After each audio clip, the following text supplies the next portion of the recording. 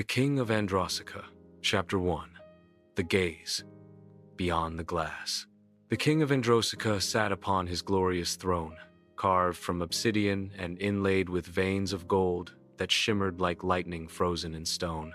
The throne room, nestled in the heart of the kingdom, was a cathedral of power, its vaulted ceilings painted with scenes of conquest, its marble floors echoing the footsteps of history. Light poured through the arched windows, casting long shadows that danced across the crimson banners bearing the sigil of the lion and flame. King Alarion IV was not merely a ruler, he was a symbol. His presence commanded respect from every corner of his realm, from the frost-bitten peaks of the Northwatch to the sun-drenched vineyards of Alolan Vale. His crown, forged from the first gold mine in Androsica, rested heavy upon his brow, but it was his eyes piercing, storm gray, that held the weight of the kingdom. As he gazed out the arched windows, his eyes were drawn to a distant figure in the distance.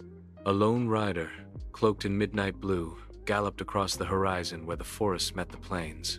The figure was too far to identify, yet something about the rider's posture, the urgency in their movement, stirred a memory long buried. Alarion rose from his throne, the court falling silent. He stepped toward the window, his hand resting on the cold stone sill. "Send word to the watchtower," he said, voice low but firm. "That rider bears news, I feel it in my bones." The chamberlain bowed and hurried off, robes trailing behind him like smoke. Alarion remained at the window, watching the rider grow closer. The wind whispered through the glass, carrying with it the scent of pine and something else, something unfamiliar. Change. Chapter 2. The Rider's Truth. The rider arrived at dusk, cloaked in midnight blue, their horse foaming at the mouth from the relentless pace. The guards at the palace gates hesitated. There was something regal, almost ancient, in the rider's bearing. They did not ask for entry, they demanded audience. King Alarion stood in the Hall of Echoes, flanked by his advisors. The rider stepped forward, removed their hood, and revealed a face that bore the unmistakable features of the LaFleur bloodline: high cheekbones, silver-streaked hair, and eyes like molten gold. "I am Seraphine LaFleur," she said, her voice steady. "Daughter of the true line. The throne you sit upon was stolen from my ancestors, and I have come to reclaim it." Gasps rippled through the court. Alarion's hand instinctively went to the hilt of his ceremonial blade. Seraphine unfurled a scroll sealed in wax bearing the sigil of the LaFleur family, a rose entwined with flame. It contained the lineage of kings, ending not with Thalor, Alarion's ancestor, but with King Kaelin LaFleur, betrayed and murdered in the coup that reshaped Androsica. "I bring more than parchment," she said. "I bring the Sword of Utopia." From beneath her cloak, she drew a blade, unlike any seen in generations. Its edge shimmered with a light that pulsed like a heartbeat. The sword, forged in the fires of the sacred mountain, was said to awaken only in the hands of the true monarch. Alarion stepped forward. "If this is true, then everything I've built rests on a lie." Chapter 3. The Trial of Blood. The court was thrown into chaos. Nobles whispered in corners, priests consulted ancient texts, and the people of Androsica began to murmur of revolution.